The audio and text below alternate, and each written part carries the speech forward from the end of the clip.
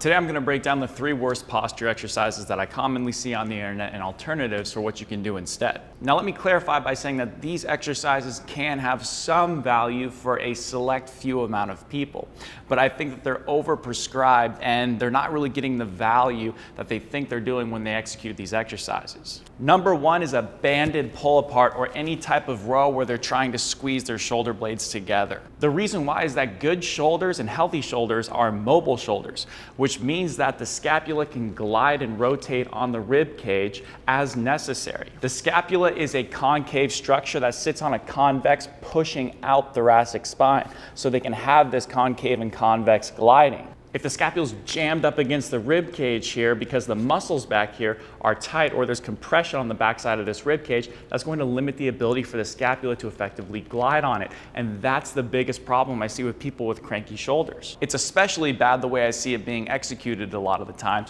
where they puff out their chest and they squeeze their scaps back like this, or they can also be doing that on any type of upper back row activity. When people do this, they're actually just pushing their rib cage forward in space. It's like they're getting shoved from behind. They're not actually getting this nice gliding of the scapula on the rib cage. They're really just jamming the whole thing forward in space like this. That's going to compress the scapula up against the rib cage. Instead, what helps people feel better is to open up this space back here, to decompress it, and also use a band in a different way, which is going to get the scapula into a better resting position like this.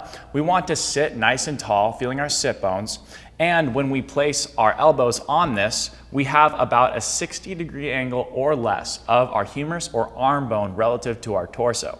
So we're just going to rest our elbows there with the palms facing us and just gently resting them shoulder width apart. And then what we're going to do is, while feeling our sit bones, we're going to slightly push our rib cage back. It's going to feel like we're reaching our elbows forward, but really we're just moving away from our elbows. And we don't want to lose any height in our skeleton as we do that. Please do not do that. It's just a gentle pushing back. So imagine there's a hand on your back and you're trying to just push your ribs into that position. That's going to put the scapula in a good position to rest on the rib cage.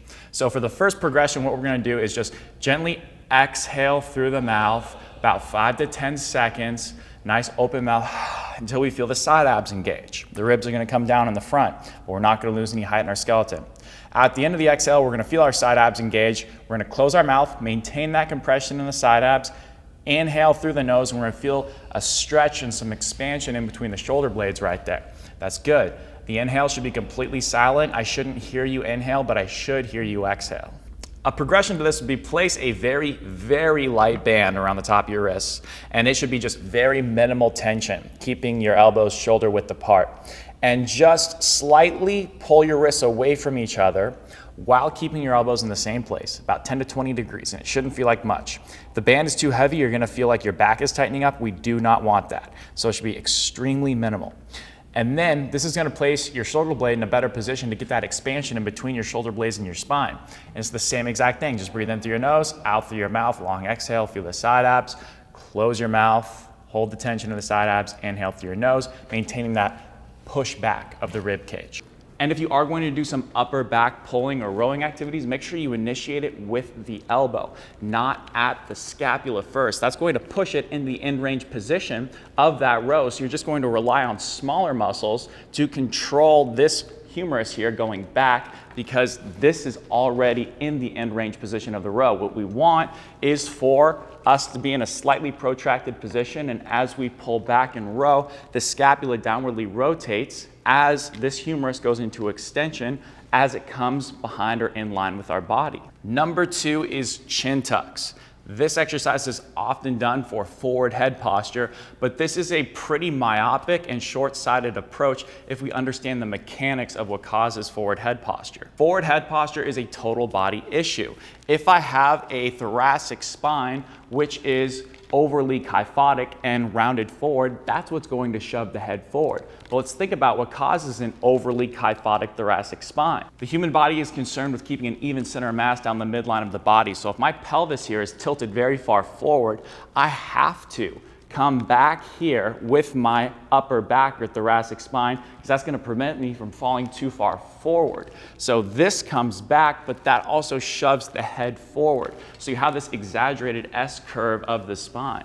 If this is too arched down here and this is too rounded, that's what's going to push the head forward. So we want to help bring the pelvis back in space, and we want to help open up these front ribs and decompress this area right here, which is going to allow us to open this up, which we should upon normal inhalation. Simply shoving our head back with chin tucks isn't necessarily going to address the root cause of that problem. What's going to be more helpful initially is going to be opening up these ribs and taking care of the pelvic position. We can improve the position of the pelvis with something like a hook-lying bridge, but to open up the front ribs, we can do something like this. We want to be in this A-frame position, this hook-lying position here with the feet flat, and we want to make sure that we have our elbows directly underneath the shoulders and we have our neck in a neutral position of lordosis. That means that we have a little bit of an arch in the neck, but not so much that we're cranked really far back, just a little bit. And you'll know you're in generally a good position if you can talk easily there and you can breathe easily there. If you can't do that, that means you're probably too far forward or too far back. So first what we're going to do is just keep the whole foot flat and try and drag the floor to us a little bit. That's going to give us a little bit of hamstrings just to control the tilt of the pelvis. And then keeping our palms and forearms flat, we're going to push slightly into the floor, and that's going to push our shoulders down and push our shoulder blades slightly together, but we're not trying to jam them. We're just creating tension through the floor.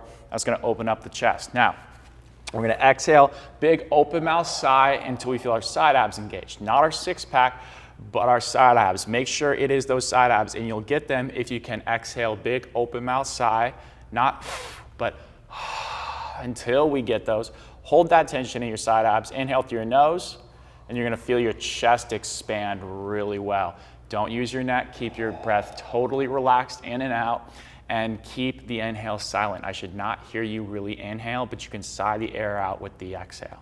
One thing a lot of people are going to need with this is some sort of support for their head or neck.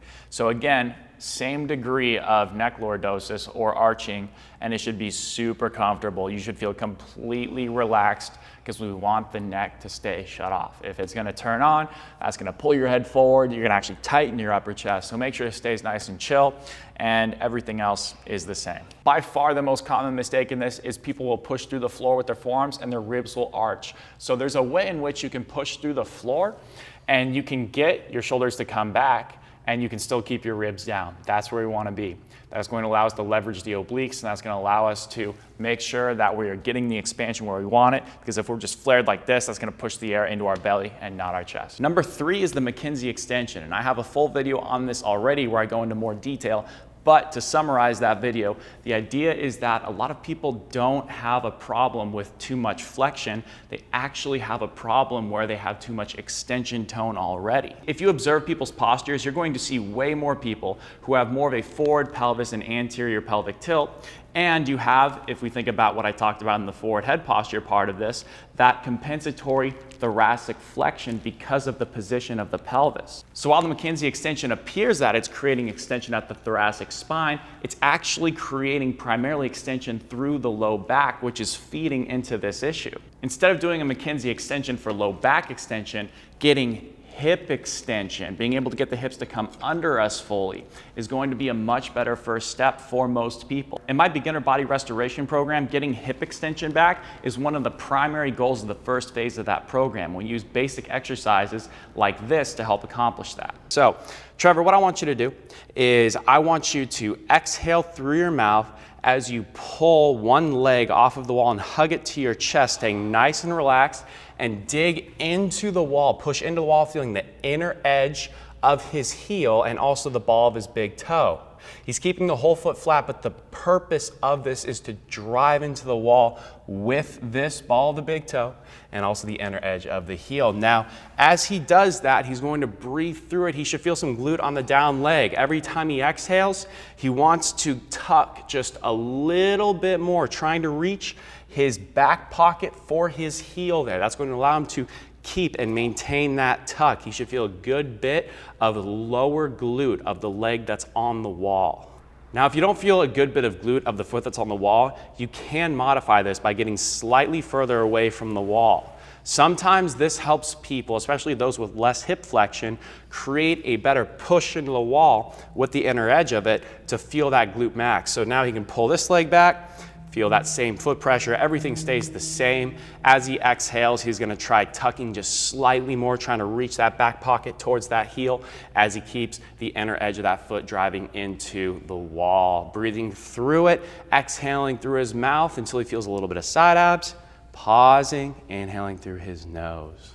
If you feel a pinch in the hip that's being pulled back, one way you can modify this is to start with both feet on the wall. Just feel that pressure on this foot as you tuck off of the ground. Feel a little bit of that glute first, then pull this leg back. And you don't have to pull it back very far at all if you feel that pinch. Just work into it over time with each exhale as you drive these hips a little bit higher and higher.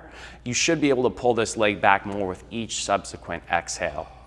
Another thing that we see is that people have a tendency to start too high off of the ground. So we want a subtle tuck that's created via the foot pressure on the wall. We don't want to crunch into it, and we don't want to start with the hips too high because we're going to be in our end range position too early. So we want to make sure we have a slight tuck, pulling the leg back, and then with each subsequent exhale, we want to just work progressively higher from there. Hopefully that helps and gives you a little bit more insight into how everything is a little bit more connected than just looking at an upper back problem and calling it an upper back problem, or looking at a head position problem and thinking it's entirely to do with the head.